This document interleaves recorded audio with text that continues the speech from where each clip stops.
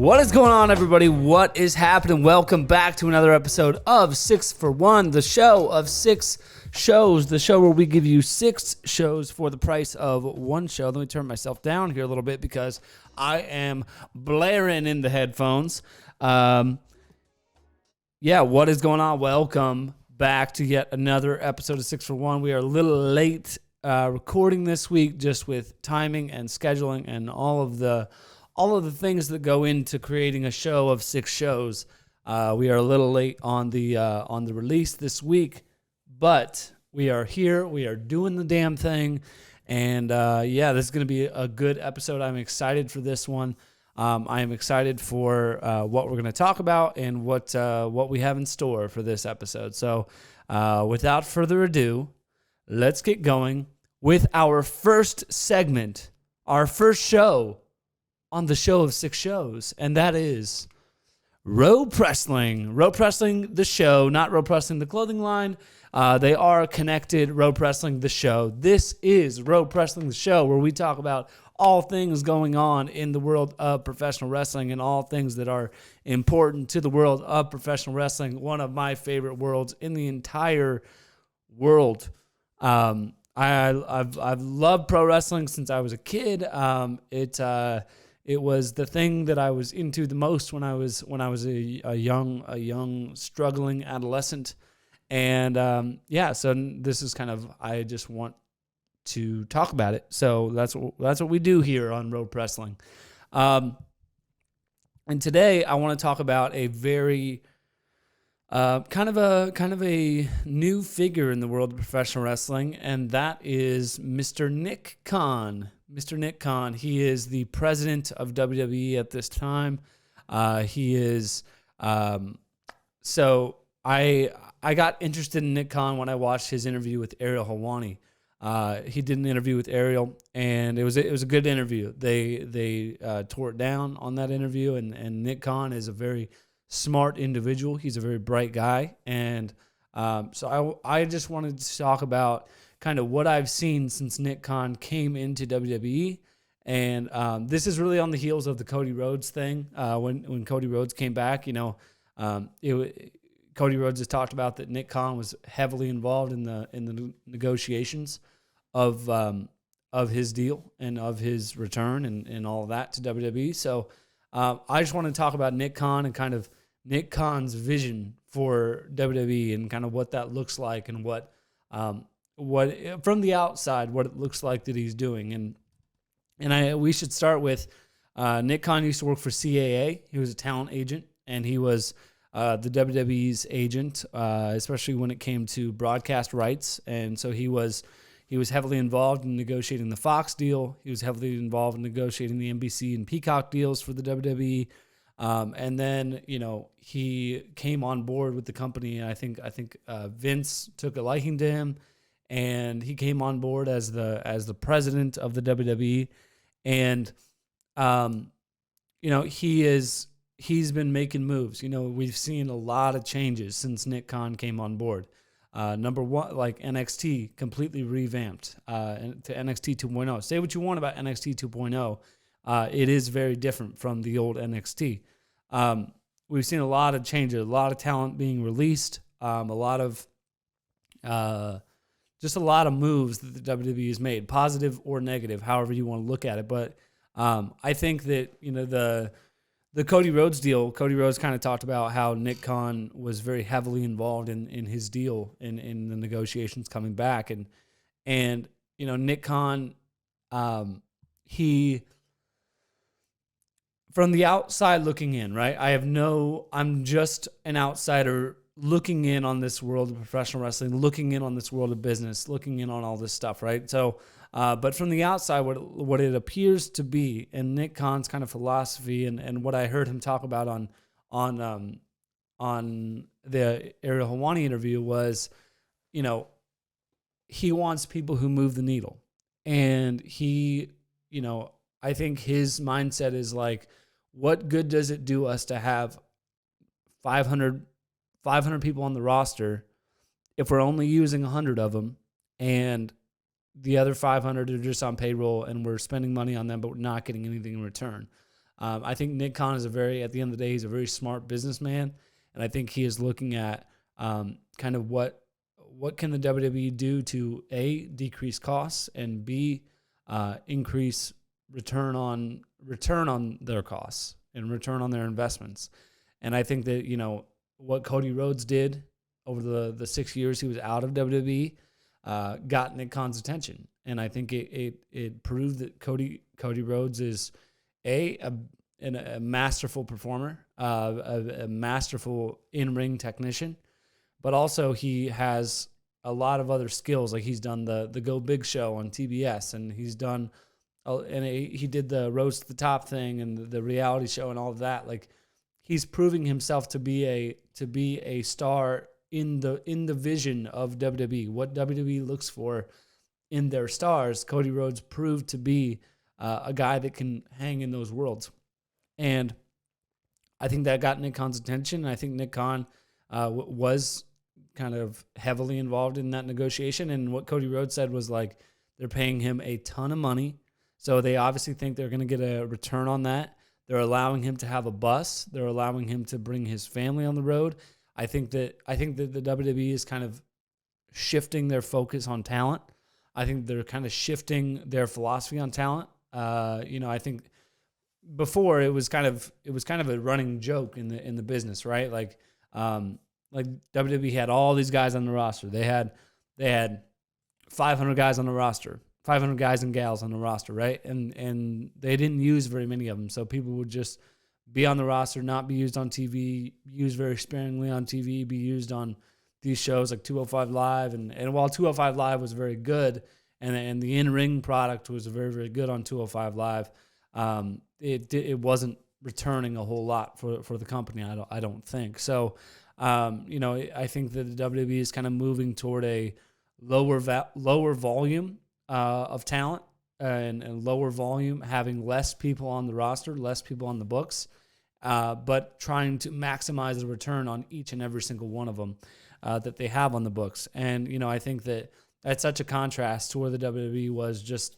3-4 years ago, because they had all these guys on the roster. They were just kind of sitting on people and not letting, it was like we'd rather have them. I think they used this reference when they talked about Paul Heyman at one time, which was we'd rather have them in the castle pissing out than outside of the castle pissing in. And I think that the business of professional wrestling has changed with people like AEW and with Impact sticking around and Japan being an option for a lot of folks and stuff like that. I think that the business has changed quite a bit, and the landscape of the business has changed. So now it's like, I think WWE looks at the landscape and says, okay, there's all these guys that we have on the roster that we're not using. Why don't we cut them loose? Why don't we let them go somewhere else? And potentially they can go somewhere else and do what Cody Rhodes did, create a name, create a brand for themselves, and then maybe at a later date we'll revisit that and we'll bring them back in. That's kind of with all the releases of the last year. I mean, it seemed like for a while there, every other day we were seeing talent being released and things like that. And I think that Nick Khan was heavily involved in those decisions. And I'm not saying that that's a good or a bad thing. I'm just saying that this is what I can see from the outside. This is probably his kind of rationale, is like, these guys who aren't maybe moving the needle, as they say, not to steal Roman Reigns' thing, but these guys who aren't maybe moving the needle as much, let's get them out of here. Let's let them go somewhere else, maybe create a new name, create a new brand, create some hype, create some buzz for themselves. And then we'll revisit that at a later date, and we'll bring them back in if we feel that they can, have something to offer from a needle moving standpoint. And I think that at the end of the day, like, Nick Khan is a good thing for the WWE. I think I think that there's a lot of people who will look at all the releases and things like that. And how could they do that? How could they do that? How dare they? And it's like, dude, it's a business. Like, the WWE is not unlike any other business. Like, no other business is going to have people just sitting around doing nothing. I mean, like, everybody in that company is there for a reason, no matter what company you're in. And WWE is no different. So the fact that they had all those guys that they're paying big money to, and that they get rid of some of those guys and focus on the people who are going to drive the needle and drive profits and things like that. I think that makes business sense. Is it the most popular decision? No. Is it ever going to be? No. Anytime you have to let people go and you have to kind of make those decisions, it's a difficult thing. And I think Vince has talked about that. I think he talked about that on the Pat McAfee show. But anytime you have to do that, it's not an easy decision to make. But I think that for the WWE, for moving the business forward, for all this stuff, it's a great thing. And for the future of the industry and for the future of the WWE, where Vince McMahon is, I mean, I hate to break this to everybody, but there will come a time where Vince McMahon will not be involved in the WWE. I mean, he'll probably be dead by that time. I mean, he's going to work till he's unable to.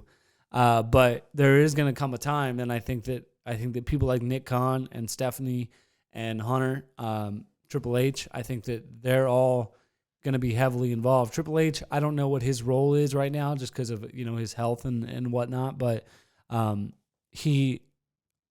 think he's still going to be heavily involved in the business infrastructure of the WWE.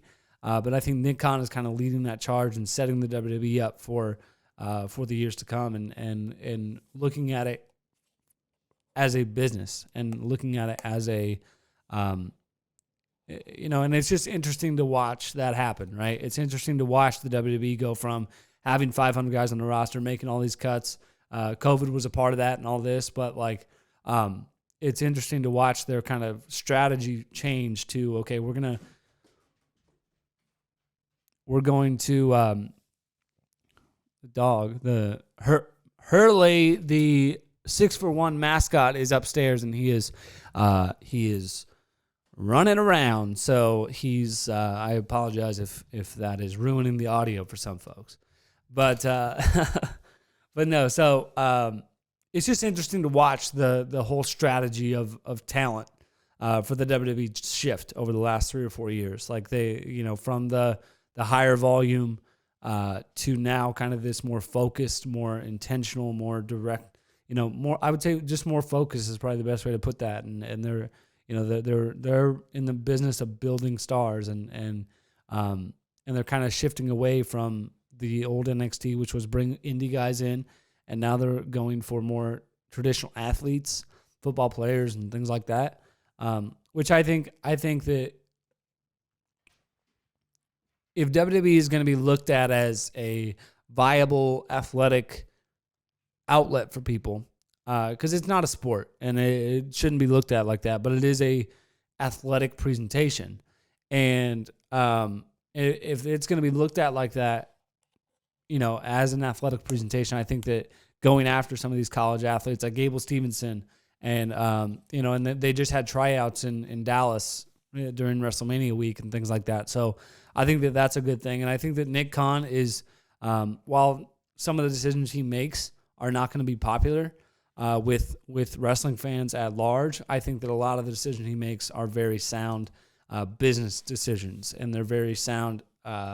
They're very grounded in moving the company forward, moving the industry forward, and I think that he is a good fit in the WWE, and I'm excited to see what all they do, and it's such an interesting time in the business right now. I think wrestling is hotter than it's been in a long time. This past WrestleMania was amazing, and the business is booming right now. You got people like Roman, Brock, obviously.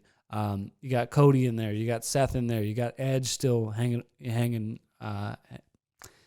Edge still doing what he does, and it's an interesting time. And then of course you have AEW doing what they do, and I just think the business right now is the most interesting that the professional wrestling business has been in 20 years. I mean, it really is, because you have two big players.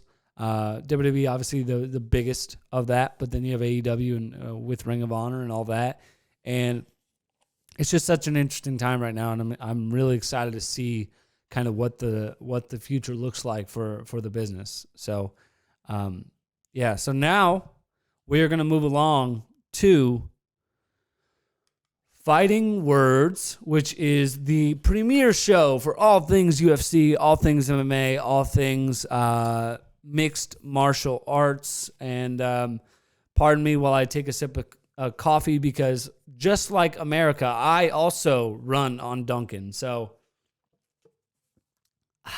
black coffee, love it. So, for this episode of Fighting Words, I'm kind of sticking with the same kind of theme as last time. You know, we're looking at, in WroPrestling, we looked at, Nick Khan and his kind of vision and stuff. And we're going to look at the same kind of thing for Fighting Words. And this comes on the heels of I watched Ariel Helwani. I watched a lot of his stuff. He does really good interviews with personalities in the mixed martial arts world. And he did an interview this past week with somebody that we don't hear from all that often anymore. And it's one of my favorite kind of personalities in this world. And that is the greatest living American, Brian Stann. I love Brian Stann. I love Brian Stann's commentary when he was doing analyst work. I loved his behind the desk. He was really good. Obviously, he had a wonderful career as a fighter. But he is one of the, when I listen to Brian Stann talk, it makes me want to be a better human being. And he is a very smart guy. He's a very calculated guy. I think that he is, in my notes here, I have it written, the only man who can one day replace Dana White is Brian Stann. He talked about how he had an offer from another player within the mixed martial arts industry to be an executive. And if I had to guess, it was PFL, but I don't know that 100%. Either PFL or Bellator, because it sounded like it was an American company. But he had an opportunity to go be an executive, and he chose not to. But I think that, again, like Vince McMahon, at some point, Dana White is going to take a back step from the UFC and from mixed martial arts and all of that. And I think that when he does that, they need to seriously consider Brian Stann as a replacement for Dana White, because Brian Stann is running businesses now. He is proving himself to be a businessman. And, I think that he could be a replacement for Dana White. Because Dana's got a hard job. I mean, I don't think anybody, just like Vince in a lot of ways, like he's got a tough job. He's making the tough decisions. He's looking at the entire company. He's the face of the company. He's all these things. And he's looking at kind of the company as a whole and not just what is pushed out there by the UFC. And so I think Brian Stann right now is building himself a business career that will stand on its own 2 feet. Brian Stann is a smart guy. I think he's a straight shooter. I think that there was talk that is Daniel Cormier gonna replace Dana White, and Dana's like Daniel can't do it.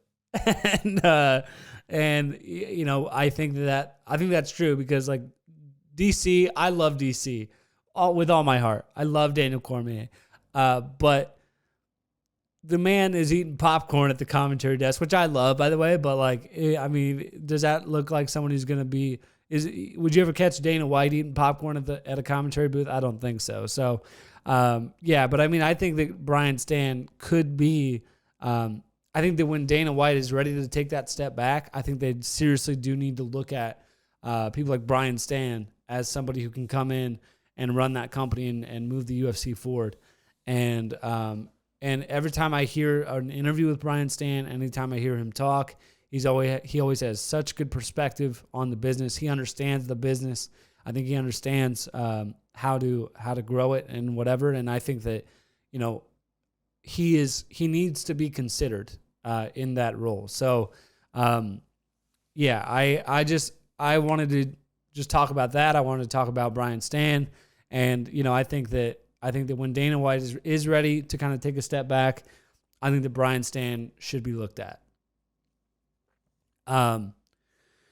This past weekend was UFC 273. It was headlined by Alexander Volkanovski versus Korean Zombie. And man, how good is Alexander Volkanovski. He put it on Korean Zombie. There was that video that came out where he's like, they started the fourth round, and Volkanovski was like, "You good, bro? Are you sure you're good? All right, let's go." And then he put it on Korean Zombie and TKO'd him in that round. And I think that he just put it on Korean Zombie. And I think Alexander Volkanovski is just at another level in the fight game right now. Like, I think he is going to be very tough to beat at 145. And I think that he is firing on all cylinders right now. He is just amazing.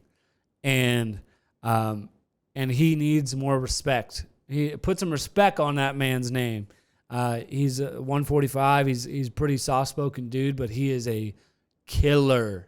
He is a killer, and he is so technical. He is so just ferocious, and he is just he's going to be very tough to beat. He is a legitimate perennial champion. I mean, he is just that damn good. Not to steal Triple H's line, but he is that damn good. And all respect to the man Alexander Volkanovski. And then we go to Aljamain Sterling versus Petr Yan. Aljamain Sterling comes out and gets the win in that fight. I don't know what the score. It was a close fight, right? It could have gone either way. And Aljamain Sterling gets the nod, which is good for Aljamain, because if you watch the last fight between him and Petr Yan, which obviously ended in the DQ, and it was the whole thing, it was a pretty one-sided fight. It was a pretty one-sided affair. I mean, like, Petr Yan was in control of that fight the entire time, and he was just outclassing Aljamain Sterling. So for Aljamain Sterling to come back from the injuries and whatnot, and fight a very competitive fight with Petr Yan and come out with the W, I mean, good for him. And now I don't think that there's much question that he needs to be respected and needs to be looked at as a legitimate champion. And he is legit. And say what you want about his antics outside of the cage. I think inside the cage, beating a guy like Petr Yan, even though it is by split decision and all that, I think that demands a lot of respect. And then in our last episode, we talked about, we looked at the odds, and Gilbert Burns was a very heavy underdog going into this fight. And I said, if you're going to put money on somebody, put it on Gilbert Burns. And I was incorrect. I was not correct on that. But Khamzat Chimaev went in there, got the job done. But it was a war. This was a war. Gilbert Burns tested Khamzat Chimaev. Gilbert Burns hung in there. He was never out of the fight. He was a very tough opponent for Khamzat Chimaev, and Khamzat Chimaev said, "Damn, that dude's good and that dude's tough." And obviously, Khamzat is now in the top 3. I think I want to see him fight somebody kind of in his same level now of like another top contender, like a Colby Covington or someone like that. And yeah, I think that Khamzat Chimaev is for real. He is for real, but Gilbert Burns is also for real. Gilbert Burns has obviously had some tough fights recently, but he is legit, and he respect to the man Gilbert Burns. He was so tough in that fight, and he took it to Khamzat Chimaev and made it very competitive. And even though he came out on the losing side, I don't think he came out as a loser in that fight. I think he came out better off than when he went into that fight. And that is kind of all you can hope for in a fight like that. So it was a good fight card this past weekend.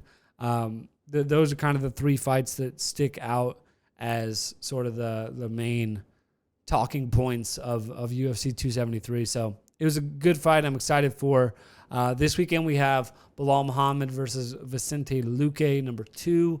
That'll be an interesting fight. I think Belal Muhammad is underrated as a fighter, and I think that Vicente Luque, if you look at who they fought in common, they both fought Wonderboy, and Wonderboy put it on Vicente Luque.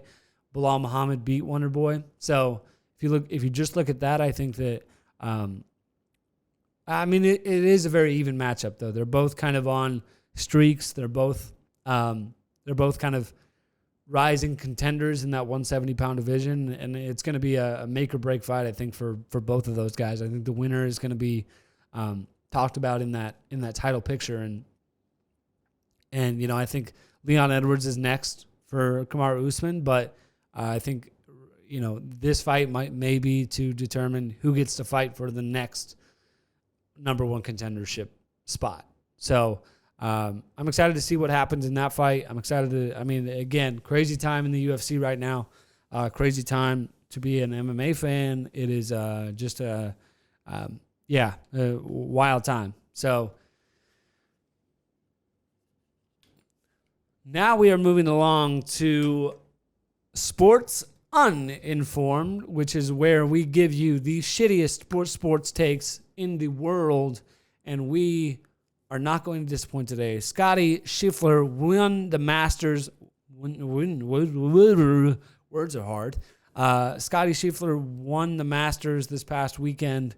Good for him.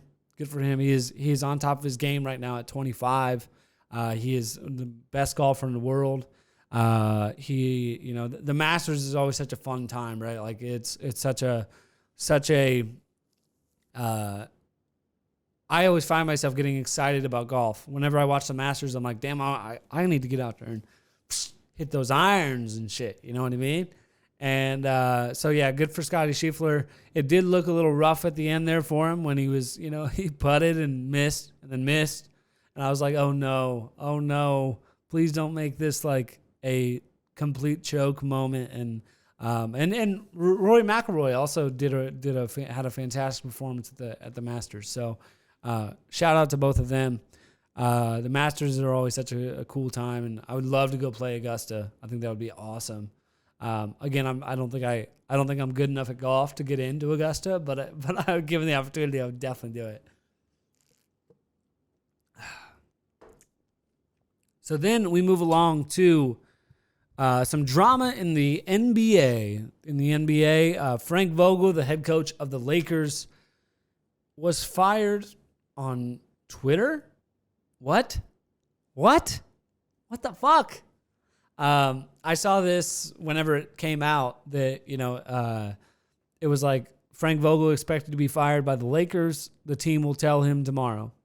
And listen, I really don't want to be an asshole about this, but if I know, how does Frank Vogel not know? I mean, come on. If I'm reading about it on Twitter, how in the hell does Frank Vogel not get at least a little bit of courtesy to say, hey, we're going to let you go? And it just is like, that's such a weird deal to be like, oh yeah, we're going to let him know tomorrow. Well, you're letting us know now. So maybe you should let him know yesterday. I don't know. That's just my thought. But then again, I'm not Jeannie Buss. I do not understand the Lakers. I am not Rob Pelinka. I don't know what the hell's going on over there. So I'm sure there was a reason they did that. And I don't know if Frank Vogel, I really have no idea if Frank Vogel is still employed. But that was just a weird circumstance that caught my eye last week or this week. And yeah, so weird week in sports. Odd way to let somebody go. Odd way to kind of, just a weird way to fire somebody, over Twitter. But whatever, I don't make those decisions. So, yeah, well, we're gonna keep sports uninformed fairly short today. Not much to talk about. So, I guess opening day was this past weekend or this past week for MLB. So, baseball is back. Woohoo! Yes, let's go baseball. All right. We are moving along to a brand new segment here on 6 for 1, and that is Country Music Radar. Country Radar. I don't even know the name. Country Radar, where we look at all things happening in the world of country music. I love country music. I have loved country music since I was 10 or 11. I heard it in the car with one of my buddies. His parents listened to it. And then I would watch CMT Country Countdown all the time, and I would just I just fell in love with country music from the beginning, and I feel like I've got my finger on the pulse in the country music space. So we are going to just look at this. I don't know if this is going to replace Tuesday as a show on this show, but it is definitely going to be something that I'm excited to do and excited to kind of move forward with. Country Radar. This is the newest show on 6 for 1. It is the newest show on the show of Six Ocean. And that's why I like 6 for 1.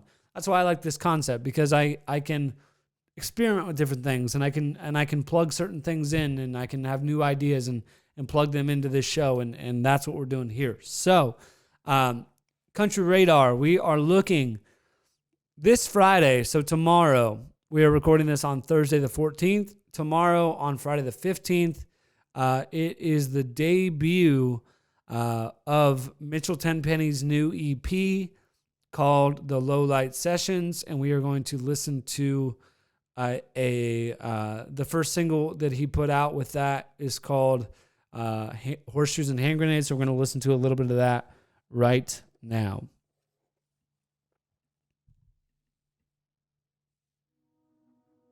When a few drinks turn into midnight, I guess we were just as close as the first kiss, closer to God when you're down on your knees and praying. Yeah, close like a secret. Wow. That is Mitchell Tenpenny's new Low Light Sessions. That is his new single called Horseshoes and Hand Grenades. And he's got the full EP coming out tomorrow. It's got 8 songs on it. And it is, I don't know if it's an EP or an album. 8 songs seems like it's an album, but yeah, I really like Mitchell Tenpenny. I tend to kind of hate the arguments about country music. There's so many people who go, well, that's not country and that's pop. It's like, well, it is all country, but this is kind of the evolution of country. And Mitchell Tenpenny is such a talented dude. Like, he has such a good voice, and he's so talented that, you know, I really like his brand of country music. I really like his kind of spin on country music and just his voice. He's got that kind of he has a lot of range. He's got a kind of a almost like a Gary LaVox type voice from Rascal Flatts. And I'm excited for this album, man. I'm excited for this Mitchell Tenpenny album, and I'm excited for the 8 songs. So there's Horseshoes and Hand Grenades, Dear Jesus, Mama Raised the Hell Out of Me, My Next Sad Song, I Know Something She Don't Know, I Can Get Another You, Don't Make Me Choose, and The Way You Are. I listened to an interview with Mitchell Tenpenny talking about this album, and he said that this was getting back to kind of the OG songwriting roots that he started with, and just kind of like, it's kind of a singer-songwriter type album, and it is a lot of kind of just singer-songwriter, not as much kind of not as much frou-frou, and a lot of deep tracks. He's calling it the Low Light Sessions, so it's kind of those sad country songs that we all love so much. I'm really excited for this one.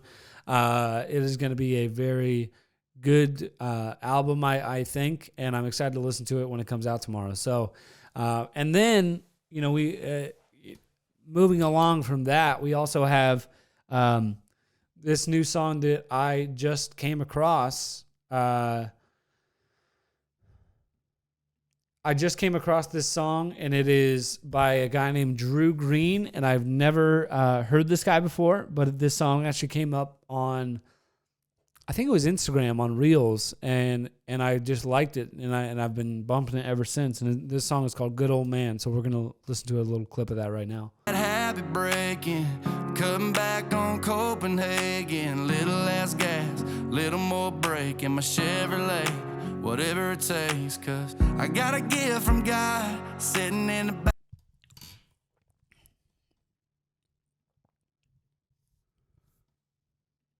I'm just a good old boy, trying to be a good old man, out here learning on the fly, trying to do the best I can to So I really like that song. I've been bumping it for a long time. So shout out to Drew Green. That is a it's kind of, again, a more poppy country song, but it's very, I really like it. I really like the message behind it is like, just, we're figuring this shit out, man. And that's what country music does. It tells those stories, and it helps you kind of connect to the music and connect to what's all going on in it and things like that. So I really like that song. I really like Drew Green has a good voice. He's got a good vibe to him. And I really like that. And I'm excited to see what else he puts out moving forward here. And then I just want to talk about, I've been really, kind of impressed with this last Dustin Lynch album, this Blue in the Sky album. Came out this year. And I've just been having it on shuffle for a while now. And honestly, there's not one song on this album that I don't like. Tequila on a Boat gets a little, that's kind of those are the kind of songs where I'm like, okay, we can cut this shit out. But, Tennessee Trouble, very good song. Summer Never Ended, very good song. Backroad Tennessee, very good song. Pasadena, love that one.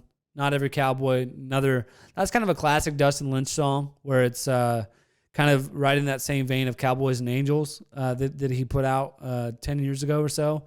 Not Every Cowboy reminds me a lot of Cowboys and Angels, and not just because of the Cowboys in the name, but just the vibe of the song. I really like this new Dustin Lynch album. So from start to finish, I mean, there's obviously songs I like better than others, but for the most part, it's a damn good album.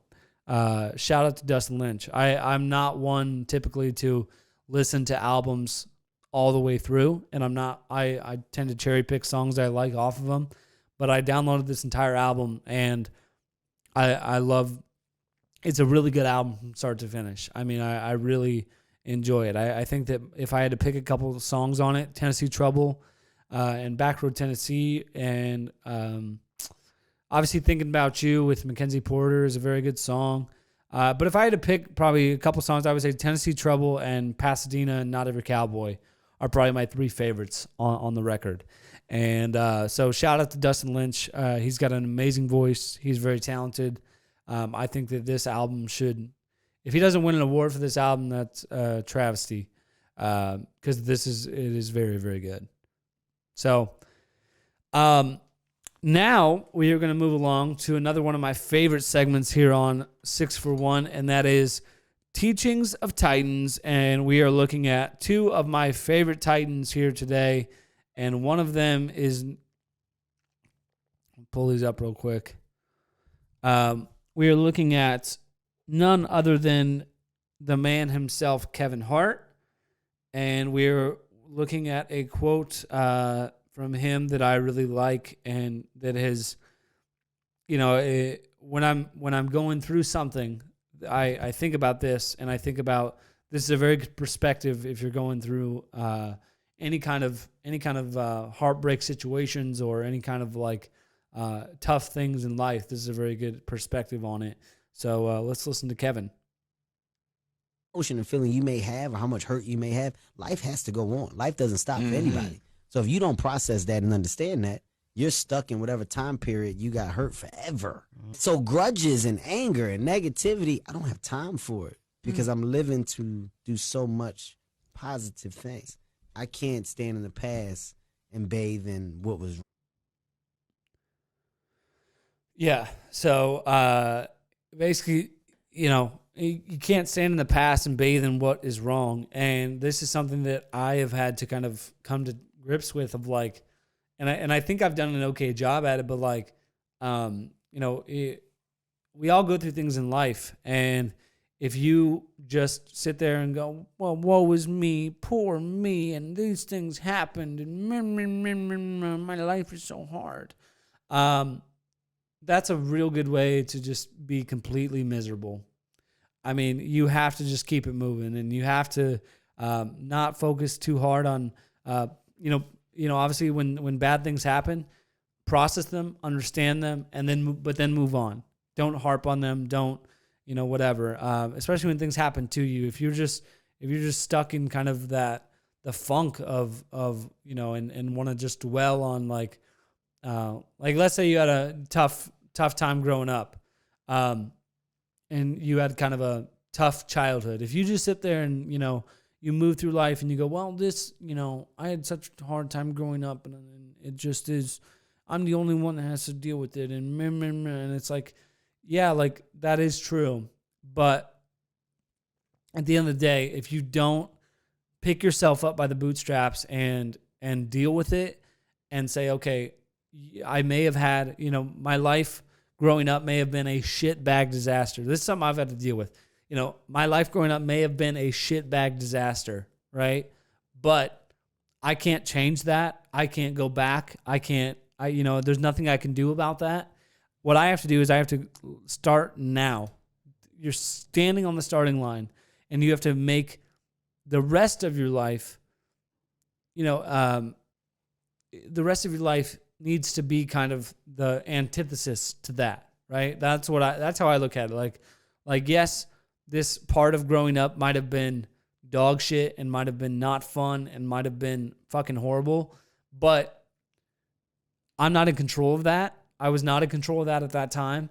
The only thing I'm in control of is what I do now and what I do today and what I do tomorrow and what I do for the rest of time. And you know, you do just have to kind of move on from, and try to just focus on making your life as good as it can now, no matter what hard circumstances you've faced in the past. Everybody faces hard circumstances. Everybody has things that don't go their way and that aren't, you know, ideal, but you have to deal with those things, and you have to kind of move on from those things. And if you can do that, that's something that is very beneficial, I think. And that is something that, we all can do probably a better job at. And it's something that I think about a lot. Like, cause you know, my life growing up was not great. I did not, you know, it was fairly dysfunctional. It was fairly, you know, chaotic.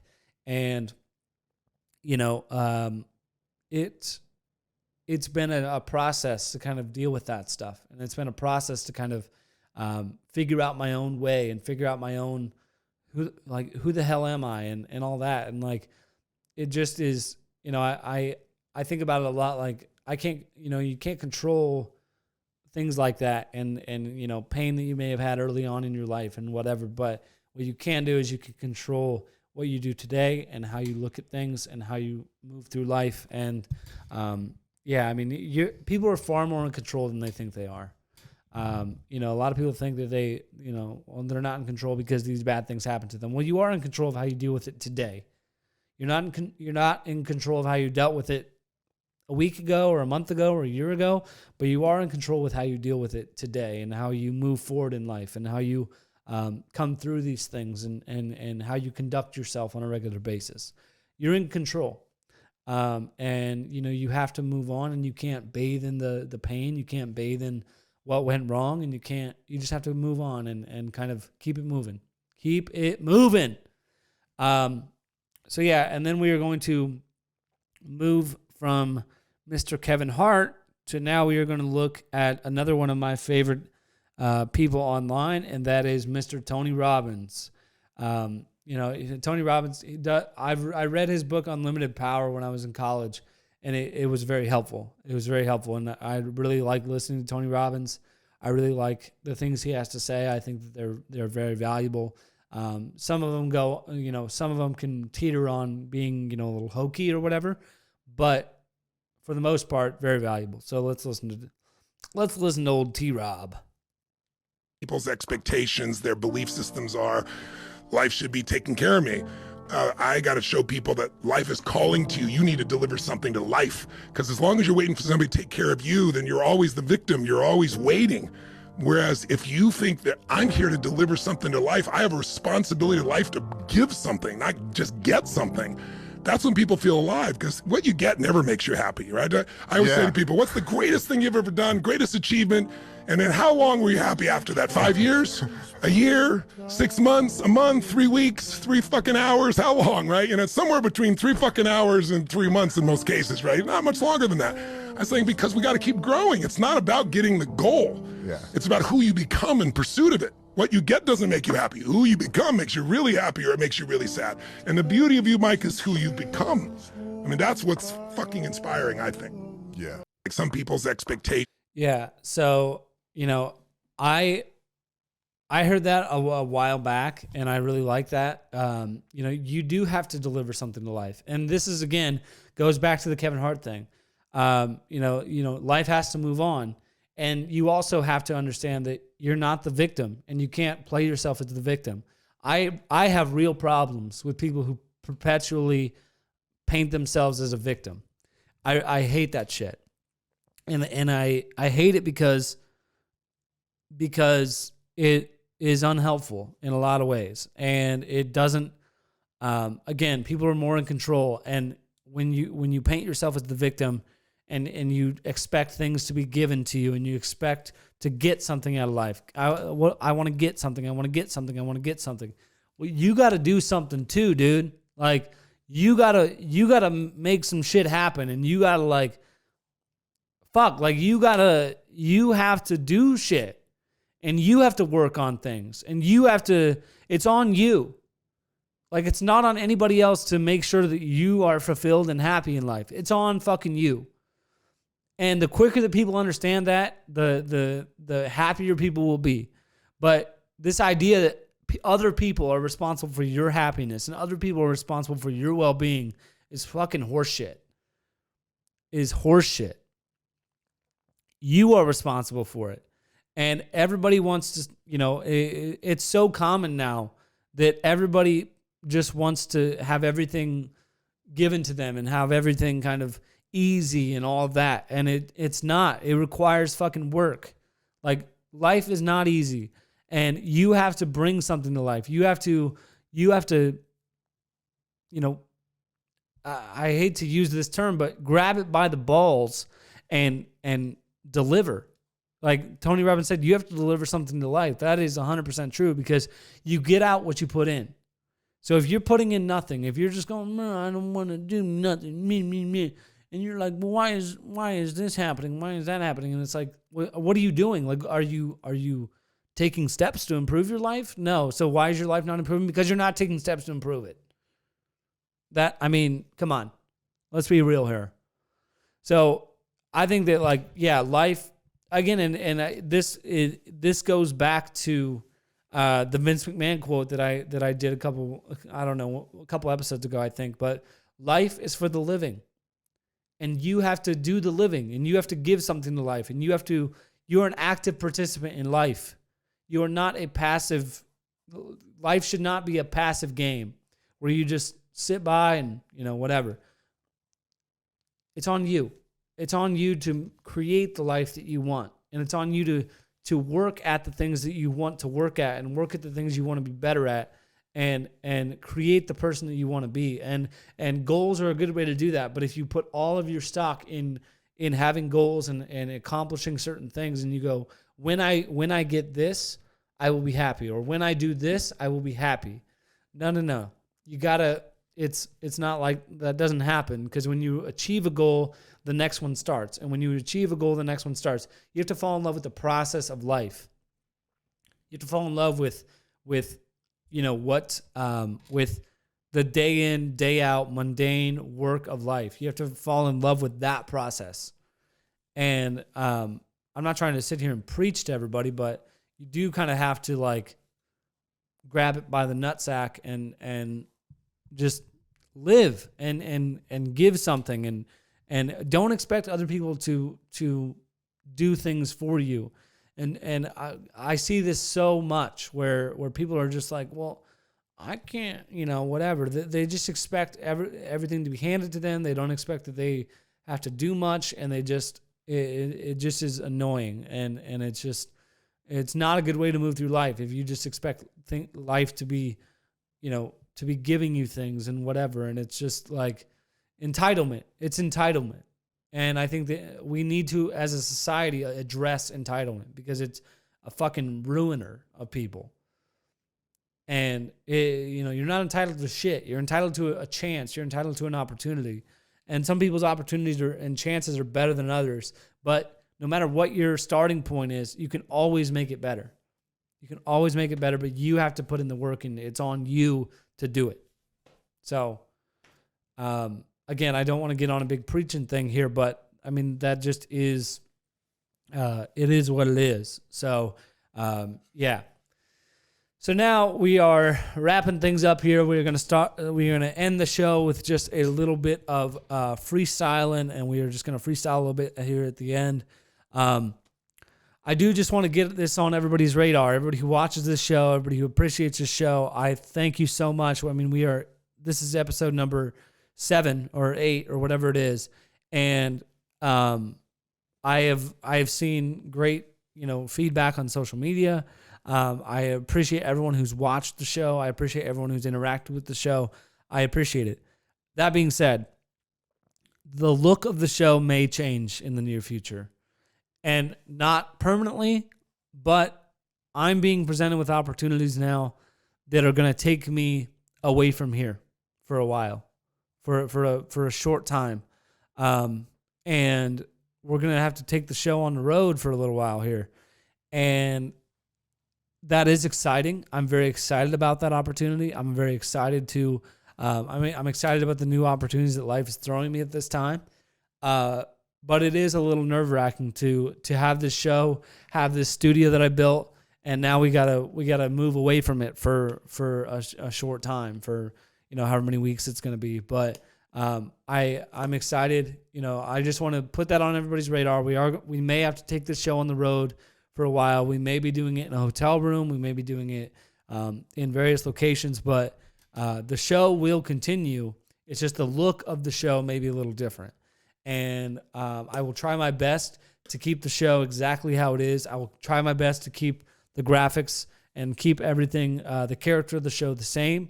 But we may have to be doing this show from the road at some point here in the near future. And that is exciting, but it's also nerve-wracking, and it's also, it's pretty fucking cool. And yeah.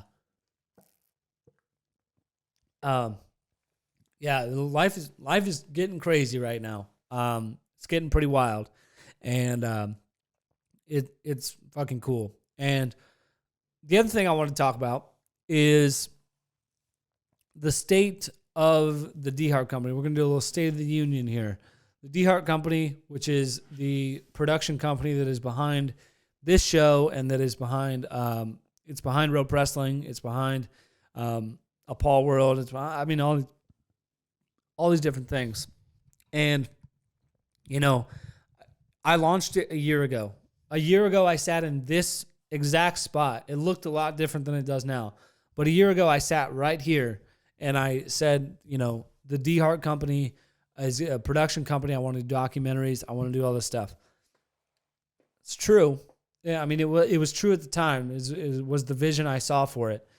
But as we've moved along and as we've kind of grown and as we've kind of evolved the vision and evolved everything and evolved kind of what, the strategy and all of that. And it, I went from kind of wanting to have a production company where I did videos for other people and kind of did that. And I'm still open to doing that. I'm open for business in that way. I'm open to do videos for other people, and I'm open to helping different companies do different things and things like that. But at the same point in time, I also understand that this company is, at the end of the day, like every other company, a media company.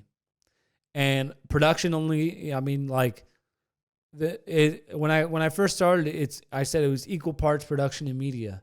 That was kind of an evolution of the vision. And now I've kind of shifted that, and I've said, well, if we're going to make this and we're going to make this sustainable long term and, make something that can be scalable and things like that, we need to reshift and refocus ourselves as a media company. And as a company that is, so the DeHart company now, as we've kind of grown and as we kind of refocused everything, the DeHart company is a media company that houses original and independent brands, independent brands and media properties. So this show being one of them, WroPrestling being one of our brands. All the stuff associated with this show is part of that. The production of it, this studio is part of that. It's just I want to create things, create content, create products that make change in an industry, things that have never been done before, and there are good and bad sides to that. Things that make impact and help people and touch people's lives and change people's lives, and that's more on the content side and help people become the best version of themselves. And also, I just want to do things that I enjoy, and I want to do things that I tend to geek out on the production side and the behind the camera stuff way more than I do me in front of the camera. Me in front of the camera, I'm fairly comfortable doing this now. But I'm much more proud with this show of the studio and of the look and of the feel and of the production and of, everything that goes into the show. I'm much more proud of that than I am what I look like on camera or what, the things I say or whatever. I'm much more proud of the infrastructure behind it than I am, me on camera. Me on camera is kind of, I look at it as like a necessary evil at this point, or not a necessary evil, but just, it's kind of a double-edged sword. I look at it as just kind of something that at this time, in this business I have to do.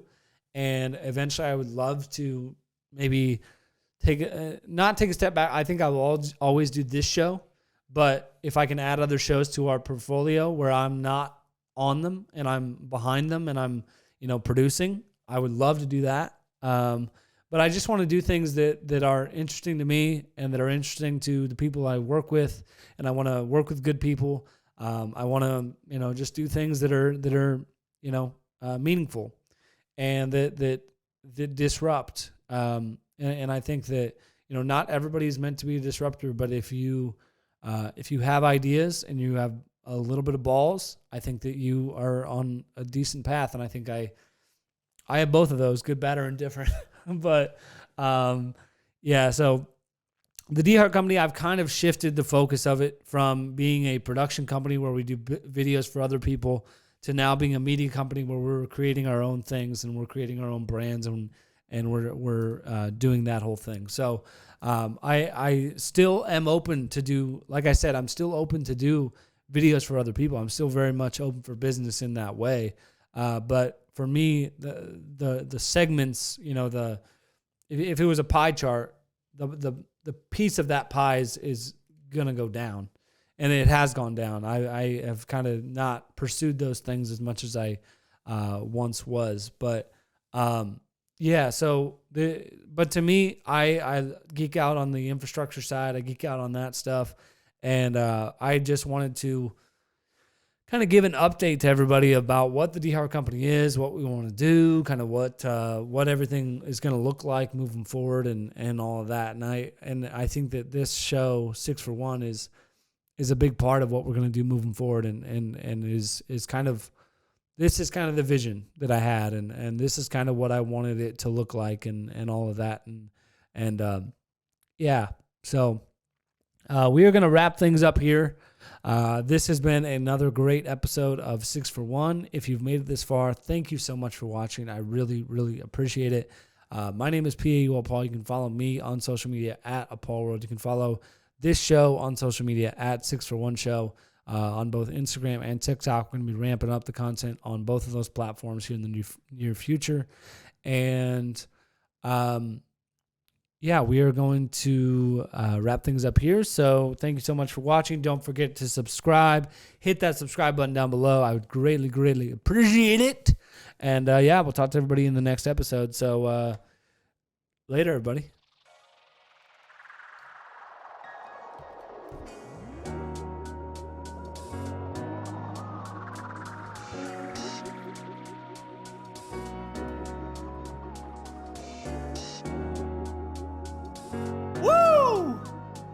Yes! Another one in the books. Fuck yeah.